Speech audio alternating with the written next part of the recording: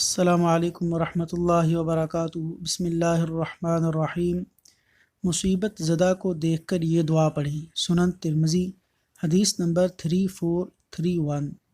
نبی اکرم صلی اللہ علیہ وسلم کا ارشاد ہے، جو شخص مصیبت زدہ کو دیکھ کر یہ دعا پڑھے تو اللہ تبارک و تعالی اسے اس مصیبت میں مبتلا نہیں کرے گا، اور وہ دعا یہ ہے: الحمد للہ الذی عافانی مما ابتلاک بہ وفضلنی علی کثیر ممن خلق تفضیلا۔